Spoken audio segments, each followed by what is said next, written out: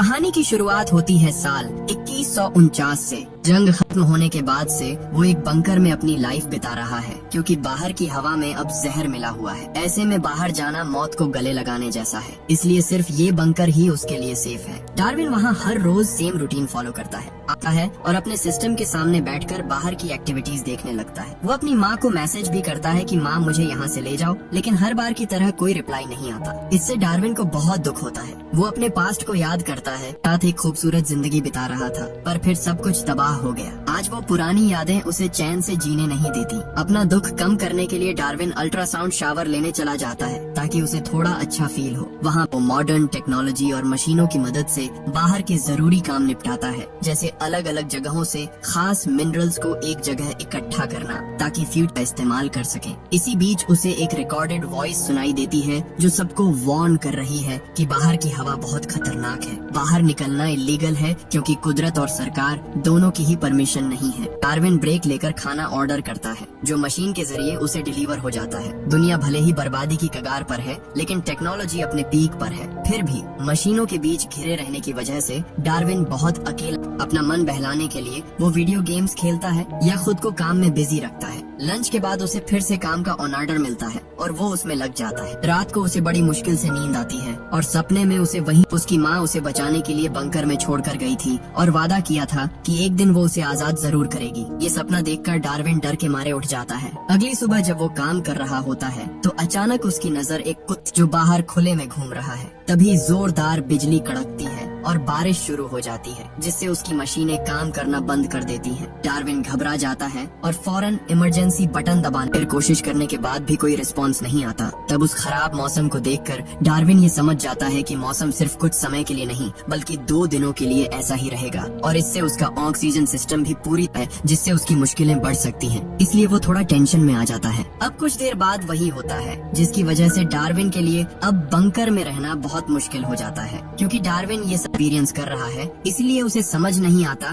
कि अब उसे क्या करना चाहिए। तभी अचानक एक अनाउंसमेंट होती है, जिसमें डार्विन को अलर्ट किया जाता है कि सिर्फ 15 मिनट में एयर प्यूरिफिकेशन पूरी तरह बंद हो जाएगा, यानी अब के लिए इम्पॉसिबल होने वाला है। तब डार्विन बंकर में घुट घुट कर मरने के बजाय सिचुएशन से लड़कर जीने का फैसला करता है और बंकर से बाहर जाने का डिसीजन लेता है, जिसके बारे में उसने कभी सपने में भी नहीं सोचा था। वो अपने चेहरे पर एक मास्क लगाकर बंकर के दरवाजे की तरफ लड़खड़ाते कदमों से आगे बढ़ता है। लेकिन जब बाहर निकलने के लिए डार्विन दरवाजा खोलने की कोशिश करता है, तो इलेक्ट्रॉनिक सिस्टम काम नहीं करता, जिससे डार्विन की बाहर निकलने की होने लगती है। लेकिन डार्विन हार नहीं मानता और अपनी पूरी ताकत लगाकर बहुत मुश्किल से वो दरवाजा आखिर खोल ही देता है। इतने सालों में वो पहली बार बंकर की चारदीवारी से बाहर निकला है और कदम रखा है। लेकिन अभी वो थोड़ा ही आगे गया होता है कि तभी उसे मास्क से एक वार्निंग सिग्नल मिलता है, जो इस तरफ इशारा कर रहा था कि उसके मास्क का ऑक्सीजन लेवल डाउन हो रहा है। इसलिए डार्विन के लिए फिर से बंकर की तरफ दौड़ना शुरू करता है, ताकि बाहर की दुनिया की जहरीली हवा की चपेट में आकर वो मारा न जाए। अब बंकर में जाने के बाद जब वो बंकर का दरवाजा बंद करने की कोशिश करता है, तो वो बंद नहीं होता, जिससे डार्विन घबरा जाता है, क्योंकि ऐसी कंडीशन में बाहर की जहरीली ऑक्सीजन बंकर के अंदर आ सकती है। लेकिन चूंकि अब और कोई रास्ता नहीं है, इसलिए डार्विन तुरंत अपना ऑक्सीजन मास्क उतार देता है, क्योंकि अब वो मरने के लिए खुद को तैयार करने लगता है। समय बीत जाने के बाद भी डार्विन की हालत खराब नहीं होती और न ही वायरस के कोई सिम्पटम्स दिखाई देते हैं। ये देखकर डार्विन भी काफी हैरान होता है कि वो अब इस खुली हवा में आराम से सांस ले पा रहा है। शायद इतने साल से जहर खत्म हो चुका है। अब डार्विन इतने वक्त बाद खुली हवा में सांस लेकर बहुत अच्छा महसूस करता है, और चूंकि इतने समय से डार्विन को ये लग रहा था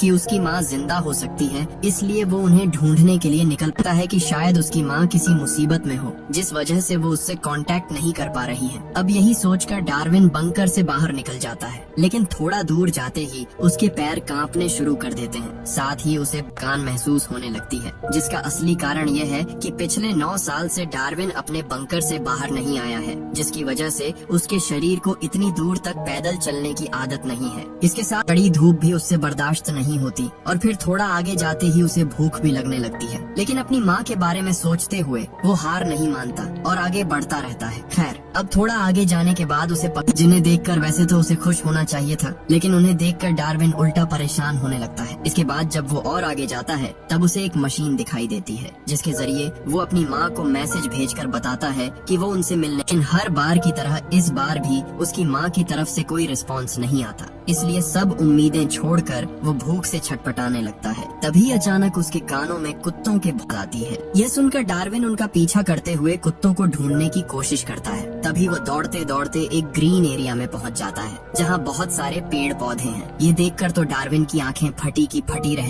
इतने समय से सबको यही लगता था कि पेड़ पौधे पूरी तरह खत्म हो चुके हैं। खैर, अब बहुत लंबा रास्ता तय करने की वजह से डार्विन बहुत ज्यादा थक जाता है, इसीलिए वो उन झाड़ियों और पेड़ पौधों के बीच। कुछ देर बाद उसकी नींद बहुत सारे मच्छरों की भिनभिनाहट और कुत्तों के भौंकने की आवाज से खुल जाती है। ये सुनकर डार्विन जल्दी से इधर उधर देखता है और तभी उसकी नजर दूर खड़ी एक लड़की पर पड़ती। नाम डारा है। डारा असल में उन कुत्तों की मालकिन है और उन्हें ढूंढते हुए ही वहाँ आई है। जब डारा जमीन पर लेटे हुए डार्विन को देखती है तब वो बहुत ज्यादा शॉक हो जाती है। वो डार्विन से सवाल करती है कि असल में तुम कौन हो, कि कोई जवाब नहीं दे पाता। वो बस उसकी तरफ देखता रहता है क्योंकि डार्विन ने बहुत दिनों से किसी से बात नहीं की है, इसीलिए वो बात करना लगभग भूल ही चुका है। हालांकि वो डारा से है, लेकिन अभी वो ऐसा नहीं कर पाता और अजीब अजीब आवाजें निकालने लगता है, जिसकी वजह से डारा को लगने लगता है कि वो कोई खतरनाक या अजीब इंसान है। इसलिए वो डर के मारे दूर भागने लगता, अभी उसका पीछा करना शुरू कर देता है क्योंकि शायद डारा उसकी माँ तक पहुँचने में उसकी मदद कर सके।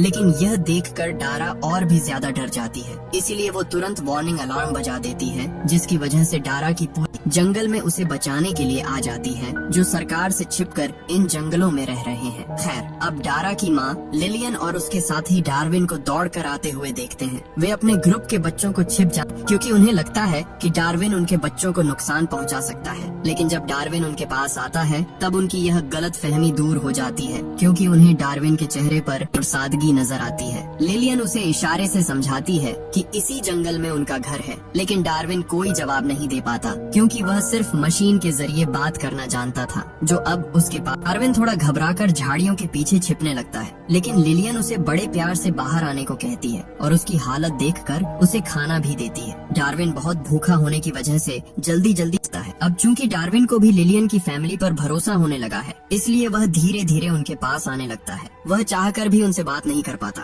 लेकिन लिलियन और उसकी फैमिली जो बातें कर रही थी वह उसे अच्छा रहा था। साथ ही इतने समय बाद इतने सारे लोगों को देखकर वह बहुत खुश होता है, इसलिए वह लिलियन की बातों पर सिर हिलाकर और इशारों में बात करने की कोशिश करता है। जब लिलियन उसे रात को वहीं रुकने के लिए कहती है, राजी हो जाता है।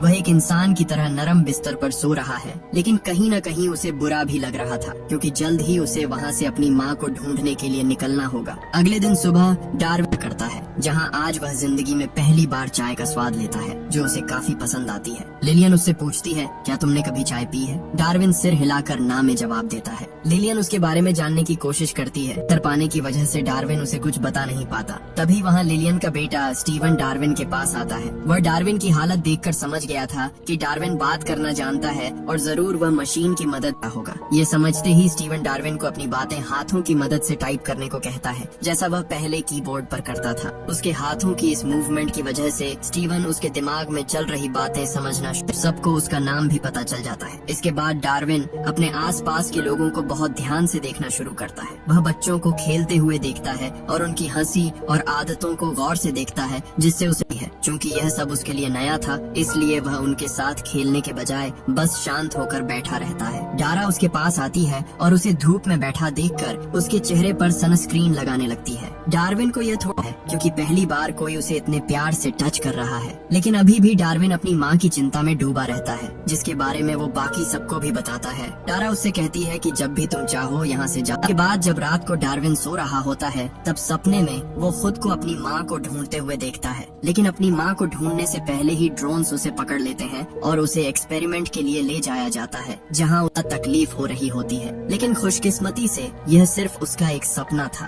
अगले दिन डार्विन नहाने के लिए बाथरूम जाता है, लेकिन चूंकि उसे पानी से नहाना नहीं आता, इसलिए वो कपड़े पहने हुए ही सबके सामने वापस आ जाता है। ये देखकर वाकई सब हंसने लगते हैं। तब डारा उसे नहाने के नियम बताती है और उसे पुराने कपड़े देती है। डार्विन भी उसकी बात समझकर अच्छी तरह नहा कपड़े पहनकर बाहर आ जाता है। उसे देखकर सब बहुत खुश होते हैं। इसके बाद डारा उसे हाथों के इशारों से बात करना सिखाती है ताकि वो आसानी से दूसरों से बात कर सके। डार्विन को भी वहाँ लोगों के साथ अच्छा लगने लगा है, इसलिए वो कुछ दिन और उन्हीं लोगों के साथ बिताने का फैसला करता है। चूँकि अब डार्विन का सबसे ज्यादा अटैचमेंट डारा के साथ ही था, इसलिए वे दोनों ज्यादातर समय साथ ही डारा डार्विन को एग्रीकल्चर यानी खेती बाड़ी और कुदरत की देखभाल करना भी सिखाती है। डारा के साथ इतना वक्त बिताने की वजह से डार्विन धीरे धीरे आता है। हालांकि उसके बोले हुए शब्द थोड़े अजीब लगते थे, फिर भी डार्विन साफ बात करने की कोशिश जारी रखता है। उसकी इस कोशिश की वजह से डारा के साथ साथ लिलियन और बाकी लोगों से भी उसके रिश्ते बने। इसके बाद वो डारा के साथ उसके काम में हाथ बटाना भी शुरू कर देता है। डार्विन का ये हेल्पफुल नेचर डारा को भी उसके और करीब ले आता है। लिलियन उन दोनों को एक दूसरे से बात करते हुए देखती है, जिससे उसे